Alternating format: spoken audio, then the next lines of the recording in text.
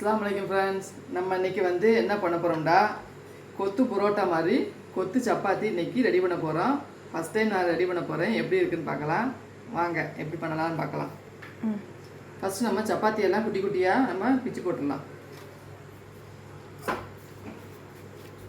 ரொம்ப நுணுக்கிட வேண்டாம், அப்புறம் வதக்கும் போது ரொம்ப ஒரு மாதிரி குழப்பலான்னு போயிடும். எல்லாத்தையும் நல்லா இந்த மாதிரி பிச்சு போட்டாச்சு. இப்போ நம்ம தாளிச்சு விட்டுலாம். எண்ணெய் நல்லா காஞ்சிருச்சு. கட் பண்ணி வச்சுருக்கிற பல்லாரி, நான் ஒரு மீடியம் சைஸ் 2 பல்லாரி எடுத்திருக்கேன். பெருசாக கட் பண்ணிக்கோங்க. இது எல்லாத்தையும் அதை சேர்த்துட்டு லைட்டாக வதங்கினா போதும். இது கூட ஒரு 4 பச்சை மிளகா கட் பண்ணி வச்சுருக்கேன். இதையும் இதில் சேர்த்துட்டு நல்லா வதக்கிடலாம். இது கூட ஒரு பெரிய தக்காளி பழம், அதையும் கட் பண்ணி போட்டுடலாம். தக்காளி வதங்கின பிறகு சிக்கன் பொடி, மிளகாத்தூள், மஞ்சத்தூள் இது எல்லாத்தையும் இதில் சேர்த்துலாம். சேர்த்துட்டு பச்சை வாசனை போகிற வரைக்கும் நல்லா வதக்கிடணும். எல்லாம் வதங்கின பிறகு 2 முட்டை சேர்த்துக்குவோம்.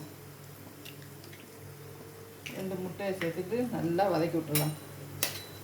இது கூடவேவும் மிளகு பொடி லைட்டாக சேர்த்துக்கோங்க. ஏன்னா மிளகாத்தூள் சேர்த்துருக்கோம், சிக்கன் பொடி சேர்த்துருக்கோம், அதனால் பார்த்து சேர்த்துக்கோங்க.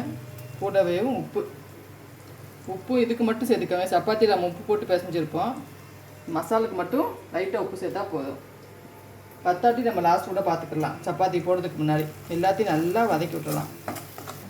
எல்லாம் நல்லா வதங்கின பிறகு நம்ம பிச்சு வச்சுருக்க சப்பாத்தி அதில் சேர்த்துடலாம். சப்பாத்தியை ரொம்ப போட்டு கிண்டாமல் லைட்டாக மேலாப்ப லைட்டாக கிண்டி விட்டால் போதும். எல்லாத்தையும் நல்லா மிக்ஸ் பண்ணி விட்டுருவோம்.